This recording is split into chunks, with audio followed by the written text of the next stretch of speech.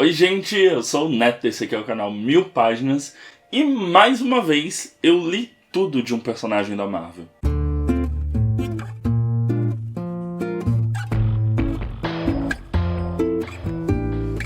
Bom, então antes de começar os recadinhos de sempre aqui do canal, não esquece de deixar seu like, seu comentário, se inscrever e lembrando, no box de descrição a gente tem o link e o cupom de desconto aqui do canal para a loja do Capitão Onigiri. Então você vai comprar lá quadrinhos, mangás, livros, diversos acessórios e no ato de fechar sua compra ainda consegue 5% de desconto, que é sempre muito melhor.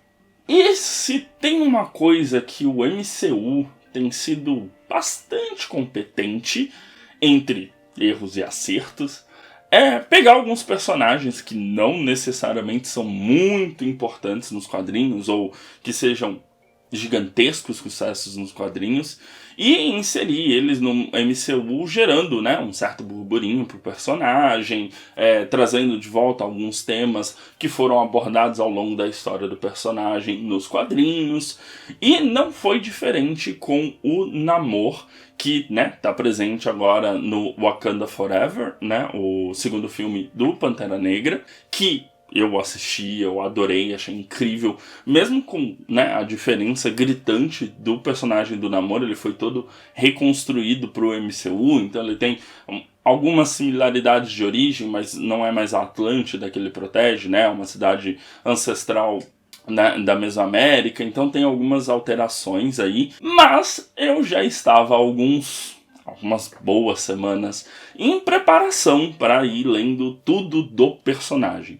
Como vocês sabem, eu assino Marvel Unlimited, então eu li basicamente todos os quadrinhos que o Namor era o personagem principal, né? Que ele tinha o título, né? Todas as runs que foram feitas apenas e exclusivamente para o Namor. Bom, mas vamos falar um pouco da história do Namor antes da gente entrar nos diversos títulos específicos do personagem. Então, o personagem ele nasceu mais ou menos ali em 1939 na marca que era antecessora à Marvel Comics, né? Então a Marvel, antes de ser a Marvel, né, ela era uma empresa anterior que tinha alguns títulos, alguns personagens. O Namor é desse período, então é um personagem que remonta desde as origens e ele já é meio que nasce de uma utilização do mito de Atlântida, né? Então a gente tem os Atlantes, que tem a Atlântida, né? Um povo que vive sob a água, e a princesa deles, a princesa Fen, meio que vai investigar porque que a Atlântida está sofrendo com alguns bombardeios. Acaba conhecendo nessa investigação o Leonard, que é o pai do Namor. Eles se apaixonam, se envolvem, é uma típica história dos anos 30.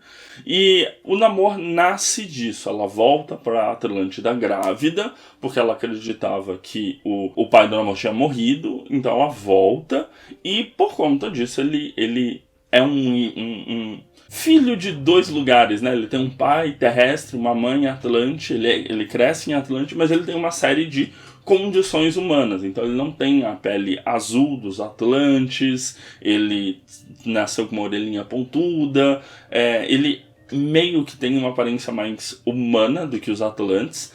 Porém, o Namor também é um mutante, ele não tem todas as características apenas de Atlante ou humano, né? Ele mescla as duas e mesmo nessa mesclagem ele acaba sendo um mutante. Então aquelas asas no tornozelo dele é a mutação dele, que permite a ele voar, ter uma pele à prova de balas, né? Tem uma série de condições relacionadas à super força do Namor que advém da mutação dele. E ao longo da história da Marvel, o Namor teve sempre meio que um papel de anti-herói, assim, ele nunca foi um herói muito tradicional. Então ele é muito utilizado como um antagonista, e um antagonista de diversos times, né? Então ele já foi antagonista dos Vingadores, o mais comum é ele ser um antagonista do Quarteto Fantástico, já foi antagonista dos X-Men, mas já integrou boa parte dessas equipes também. Então ele fez parte dos X-Men, ele fez parte dos Vingadores, ele ajudou a fundar os Defensores, os Illuminati. Então é sempre um personagem que a Marvel ele existe dentro do ecossistema dos quadrinhos da Marvel, mas o destaque dele foi se apagando com o passar dos tempos e ele passou a ser mais utilizado realmente como um antagonista de outros quadrinhos. Só que ele teve o seu bom quinhão até de histórias próprias, né? De histórias em que ele era o personagem título. Tirando as mais antigas ali, da década de 30 e da década de 40, principalmente porque foi um período em que ele figurava bastante ao lado do Capitão América, do Tocha Humana original, né, do Bucky, que é o Soldado Invernal, ele teve, numa fase mais moderna e mais tranquila de ler também, a sua primeira saga em 1988. É o quadrinho Saga of the Submariner. E, basicamente, ela é uma recontagem de toda a história do Namor. Essa saga ela foi de 88 até 89 e foi escrita por Roy e Dan Thomas com a arte do Rick Buckler. Então a gente acaba basicamente tendo um reconto de coisas que duraram durante muitos anos, né? O Namor nasceu em 39. Que são, de uma maneira, tornadas mais palatáveis para as novas audiências. E esse quadrinho acaba não sendo tão interessante porque ele não tem muito uma função de acrescentar algo. É mais de preparar o leitor para conhecer aquele personagem. E quando ele aparecer no Quarteto Fantástico, nos Vingadores, onde quer que a Marvel enfie ele ali na época, ter um reconhecimento para entender quem é aquele personagem, quais são as principais histórias por trás dele, quais são as conexões deles com o universo da Marvel como um todo. Mas em 1990 a gente tem uma run que, cara, como ela foi incrível, foi a minha favorita assim, de leitura, é do Namor, The Submariner, é do John Byrne e, curiosamente, ela tem um tom que casa plenamente com os anos 90, que é um toque ambientalista para as histórias do Namor. Então, a gente tem aqui nessa história o Namor aparecendo para Carrie e pro Alexander, que tinham um barco ali, ela era uma mergulhadora, então, tipo, era a filha e o pai que saíam pro mar, e ele simplesmente aparece para essas pessoas depois de ter sido dado como morto, apesar que a gente sabe que morte nos quadrinhos não quer dizer muita coisa, esse é um exemplo muito claro. E esse pai e essa filha meio que acabam ajudando o Namor a recobrar a consciência, porque ele tá meio que num surto, porque a oxigenação do sangue dele não tá das melhores. Aí ele passa por tipo um maquinário para melhorar a oxigenação, um maquinário muito similar ao que é usado em mergulhadores de profundidade, e por conta disso ele recobra ali a consciência e se sente meio que em débito com essas pessoas. O mundo tá um pouco diferente, ele passou alguns anos morto, e ele meio que se dá conta de que ele precisa lutar, né, as batalhas dele, já que ele não é mais o príncipe de Atlântida nessa run específica, ele precisa lutar na superfície com as próprias armas da superfície. E aí ele faz a coisa mais estranha que você pode pensar para um super-herói, que é se transformar num empreendedor. Com a ajuda da Carrie e do Alexander, eles montam a Oracle Enterprise, né, que é um dinheiro que o Namor basicamente tira de navios afundados no oceano.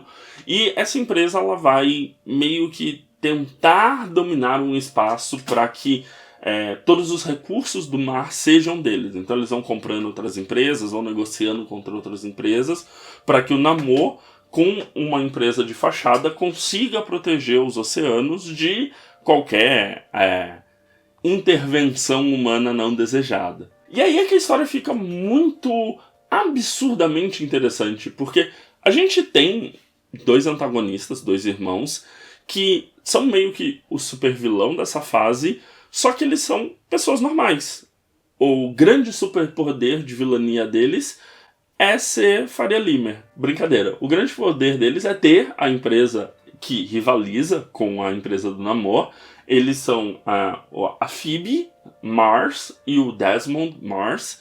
E eles são o estereótipo básico de pessoa de Wall Street, assim, lucro acima de tudo, não tenho nenhum problema em fazer coisas escusas para aumentar o lucro da minha empresa. E aí o Desmond é uma pessoa que se vê muito como, cara, eu já conquistei tudo na vida, eu tenho qualquer pessoa que eu quiser, eu tenho muito mais dinheiro do que qualquer outro ser humano, eu consigo qualquer coisa que eu queira com um estalar de dedos, então não tem mais graça viver. E aí ele vê nesse embate com o Namor a possibilidade dele de, cara, né, eu vou dominar essa pessoa que é tão poderosa e influente. E o mais legal de tudo isso é que os outros heróis aparecem, porque, bom, ações empresariais mal pensadas, elas podem resultar em novos vilões, ou em desastres naturais, ou criar monstros que não estavam previstos originalmente no projeto. Que é basicamente o que acontece em 90% dos vilões do Homem-Aranha. Mas ele tem muito uma reação de perceber que a força dele não serve para resolver esses problemas antes deles acontecerem. Essas questões empresariais, essa disputa humana, mercadológica, não tem interferência de super-heróis e não tem o que um super-herói fazer, independente de quão forte ele seja. Então é bastante interessante por conta dessa pincelada de conversa. Obviamente não é esse o foco, ainda é um quadrinho, então tem o inimigo do dia, tem participação de outros heróis, etc. Mas é um ruído fino que está conduzindo essa história de mostrar que, ou talvez a gente deveria pensar um pouquinho mais antes de só visar o lucro. Essa fase ela foi até 1994, mas o Byrne ele não fez todos os quadrinhos. Se eu não me engano, ele foi até o volume ali 18 e se encerrou em 43 ou 47. Então teve outros autores que passaram por essa história, mas só esses 18 volumes é uma delicinha. E o que a gente faz com um personagem que não necessariamente a gente sabe trabalhar, porque ou ele é muito overpower ou ele é muito underpower? A gente volta às origens dele. E foi meio que isso que decidiram fazer com o Namor. Pegaram e criaram uma história do Namor adolescente. Então a gente tem ali nos Estados Unidos, provavelmente pelas vestimentas e tudo mais, pelo que eles estão comentando, antes da década de 30. E o Namor, né, Atlântida é um pouco mais próxima do Reino da Superfície, no sentido de é mais próximo da costa. E aí nessa cidade litorânea, que os americanos vão lá passar férias, etc., ele conhece uma menina, a Sandy, e meio que se vê entrelaçada a vida dessa garota. E aí meio que descamba para um romance, assim, porque a gente tem a questão do Namor e da Sandy se aproximando, tem o primo do Namor também que se envolve com uma amiga da Sandy, e a história vai para lugares muito estranhos. Quando ela tá na parte do romance, que eles estão discutindo basicamente racismo, gravidez na adolescência, pais que não escutam seus filhos, ou como filhas são usadas única e exclusivamente como moeda de troca, a história até é interessante, tem um desenvolvimento legal, mas, de novo, é um quadrinho do Namor, né? Um super-herói. Então ela precisa ter alguma ação. E aí são as partes que são um pouco menos interessantes, porque o Namor, ainda adolescente, ele meio que precisa lidar com a rejeição da galera de Atlântida mesmo, inclusive de uma tia e de um primo que o odeiam e meio que fazem diversas coisas para aproveitar essa proximidade dele com a superfície para destruí-lo. Ela fica nesse meio termo, assim. Tem algumas coisas que são muito interessantes, como a família da Sandy, em determinado momento, só começa a aceitar o Namor porque eles conhecem Atlântida. O Namor leva a Sandy, o pai dela, até a Atlântida. E lá em Atlântida, o pai da Sandy meio que descobre que tem um bolsão de petróleo muito próximo e que ele poderia explorar isso de alguma maneira. Então ele aproveita essa aproximação da filha com o príncipe submarino para poder tirar alguma vantagem disso. E aí, ao mesmo tempo, a gente tem o primo do Namor fazendo tipo plano de novela, assim, do tipo, vou dar em cima da namorada dele para ele perder a razão e me atacar. Esse tipo de coisa meio novelesca, assim, que é uma run inconstante. Acho que não sei se ela é tão interessante assim no sentido de história formativa do Namor, porque esses fatos nunca mais são citados em nenhum outro quadrinho do personagem, Mas, se você gosta de uma coisa fechadinha, acaba em 12 volumes, o final é bem satisfatório, se encerra tudo ali, então tem essa pequena vantagem. Mais alguns anos sem Namor, ele só foi surgir novamente numa história própria em Namor, nas Profundezas, de 2008. A run é concluída em 5 volumes, né, uma minissérie bem fechadinha. Ela foi escrita pelo Peter Milligan e a arte do Esad Ribic. E é uma história do Namor sem ter o Namor. É quase um thriller psicológico de submarinos, em que a gente vai acompanhar, na verdade, de novo, no passado, então ali na década de 40, na década de 50, humanos fazendo investigações no fundo do oceano, tentando achar a Atlântida e etc., a grande era dos exploradores. A gente vai acompanhar uma equipe que está tentando achar a Atlântida, e a presença do Namor meio que vai gerando um temor naquela galera, e chega a determinados momentos que você não sabe se realmente o Namor tá ali ou é só uma alucinação da pessoa. Então ele é praticamente um thriller psicológico mesmo, em que a gente vai acompanhando essa coisa meio claustrofóbica dos personagens. E eu não gosto tanto do último volume, mas ela vai se encaminhando para ser uma tensão constante, um medo do desconhecido muito constante.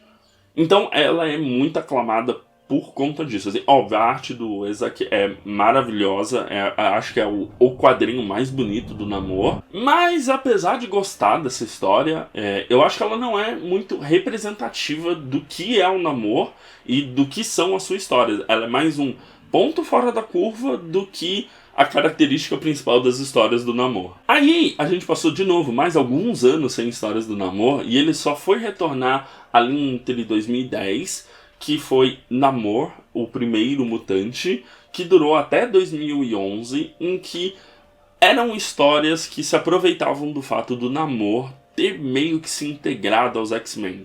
Então, esse quadrinho, infelizmente, ele surge no arco dos vampiros que os X-Men enfrentam. Não façam questionamentos, esse arco é horrível. Os 4 primeiros volumes são completamente descartáveis. É o Namor enfrentando uma espécie de vampiro das profundezas. Mas aí depois a gente tem meio que uma representação do que é o personagem naquela época. Então, ele está dividido entre o papel dele em Atlântida, mas também as responsabilidades com os mutantes na superfície. Ele sempre teve a questão de ser um filho da Terra e um filho do oceano, mas agora ele também é um mutante, então ele tem o seu próprio povo para defender, além dos Atlantes. Então ela brinca um pouco com essas questões, mas além dessa run, ela me deu um pouco a sensação de não tenho nada muito interessante para contar, então eu só vou recontar coisas que já aconteceram com o Namor numa outra versão, numa outra história. Então é quase como uma recantada geral que estão dando no personagem.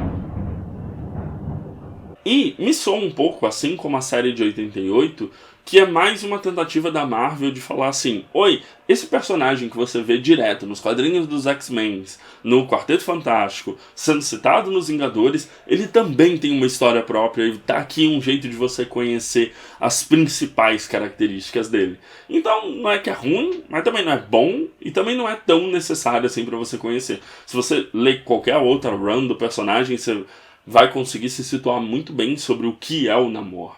Após isso, a gente teve algumas histórias curtinhas, às vezes de 5 volumes, durante alguns arcos do Namor, mas ele só foi retornar efetivamente numa história agora em 2022, na iniciativa da Infinity Comics, que rola dentro do app da Marvel, né? Que são aquelas histórias para você ler no celular mesmo, igual o Webtoon, né? Então ela é toda na vertical para você ir só scrollando a página. E ela de novo se volta para o passado do Namor. Meio que em alguma das edições que fazem parte de grandes arcos, a Marvel enfiou um super vilão para ele, que é um ex-amigo de Atlântida. E aí ela fez essa história no Infinity Comics muito para provar: oi, a gente não tirou do nada, toma aqui uma história de formação desse vilão, que é meio tipo o Namor fazia parte de um grupo de elite. Namor The Black Tide Infinity Comics. ainda tá rolando, se eu não me engano acho que tem uns 12 volumes, 12 capítulos dessa história rolando no aplicativo, mas sinceramente depois de uns 3 eu parei de ler porque achei muito chato, muito fraco, ela não tem peso, ela não tem enredo praticamente, é só como se fosse pequenas aventuras desse grupo, enquanto vai tentando pincelar os laços que eles tinham, mas meio que a gente já sabe o que vai acontecer com esse grupo, porque já foi mostrado no The Black King o que houve com essa galera. Bom, chegado em 2022, esse é o último quadrinho do Namor mesmo, né, que tem o título de Namor, que eu cheguei a ler, e tem algumas histórias nesse meio do período que eu não encaixei na cronologia do personagem. O primeiro deles é os X-Men de 1964, que foi o quadrinho que oficializou o Namor como um mutante, detentor do gene mutante. Que é uma história dos anos 60, como todas as histórias, então Magneto está procurando um jeito de vencer seus arqui-inimigos, os X-Men, descobre que o Namor é um mutante e meio que tenta jogar o Namor contra os X-Men. Ainda são só os 5 X-Men originais. E aí meio que a história é o Namor caindo em si, que a Irmandade Mutante é a vilã e os X-Men são bons e ele tá do lado errado. E aí meio que ele resolve aquela situação. Mas não tem um grande aprofundamento do Namor ser um mutante ou da importância dele ser um mutante. Em 2019 a gente também teve uma outra espécie quase de homenagem ao passado do Namor, que foi uma série chamada Invaders, e basicamente ela junta os 4 primeiros protagonistas da Marvel.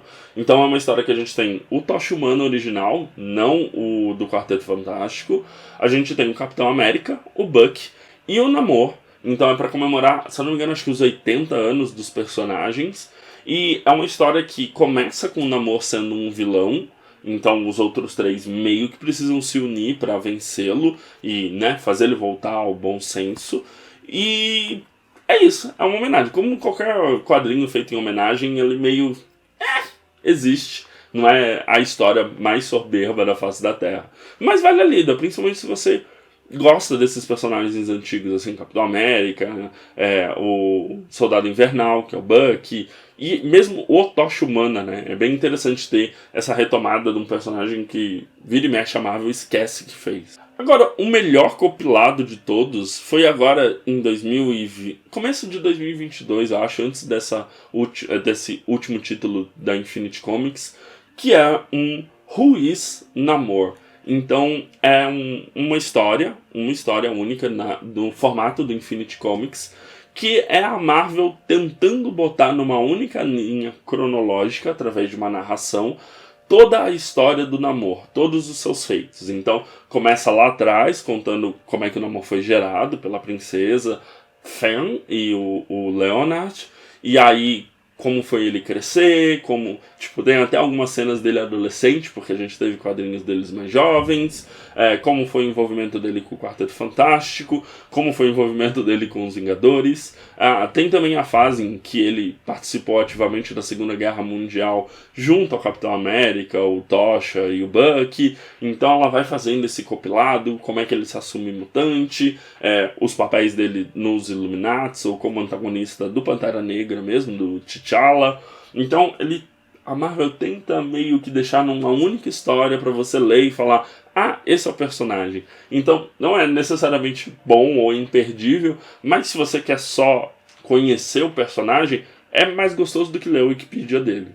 Bom, e o meu veredito sobre o Namor é que é um personagem que eu sinto que poucas pessoas souberam trabalhar com o personagem. A Marvel sabe utilizar muito bem ele em outras histórias, ele no quarteto tentando se casar com a Sue é uma das melhores coisas do Quarteto Fantástico, né? Mas quando chega pra fazer alguma coisa especificamente do personagem, as histórias são um pouco insípidas. Tirando a dos anos 90, em que foi abordada uma questão realmente de...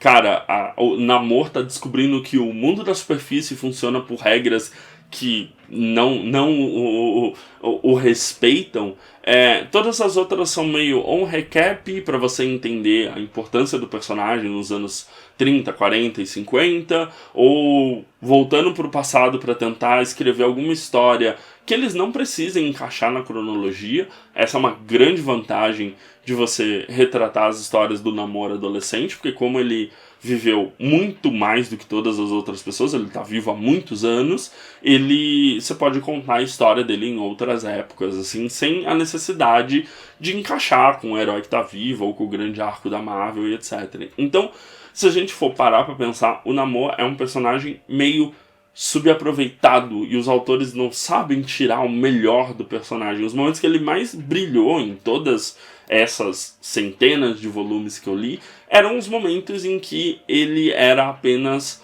o príncipe de Atlântida, o cara que precisava se dividir entre conquistar a superfície ou defender os oceanos, que se dava conta que existem outras maneiras de se matar os oceanos, que não apenas uma maneira bélica, mas também por poluição. Então tem esse fator quase ambientalista que daria para ser aproveitado muito bem do personagem e na maior parte das vezes é ignorado. E tô bastante curioso para saber como a Marvel vai absorver esse novo Namor, né? O Namor dos cinemas, que tem um fundo étnico e cultural diferente desse Namor que a gente tem nos quadrinhos, né? Ele não é um homem branco de queixo quadrado no cinema, igual ele é nos quadrinhos. Ele é uma pessoa latina, né? Então tem essas diferenças, assim, que eu espero que seja absorvido por um Namor dos quadrinhos, porque talvez seja a energia que o personagem precise, né? O Pantera Negra tem essa energia, ele tem características e histórias próprias que só ele pode contar, e isso é bem aproveitado nos quadrinhos. O Namor tem também histórias que só ele poderia contar, mas acaba se perdendo porque as pessoas não querem se aprofundar nesses temas muito espinhosos de salvar a natureza. Então, se você tiver que ler alguma coisa, eu recomendo ou o Namor de 2003, que é ele adolescente, ou o Namor do Submarino de 1990 do John Byrne. Eu acho que são as melhores arcos, assim, e o que você acompanha de Quarteto Fantástico, Vingadores e Defensores, que o Namor participa, já tá de bom tamanho também, não precisa ir tão a fundo quanto eu fui, não. Mas é isso, não esquece de deixar nos comentários se você já leu alguma dessas múltiplas histórias do Namor, vou gostar de saber, e a gente se vê no próximo vídeo. Então não esquece de dar uma olhada no vídeo recomendado aqui do meu lado direito, se inscrever na bolinha do lado esquerdo para continuar me acompanhando aqui no canal. A gente se vê no próximo vídeo, um grande beijo e tchau, tchau.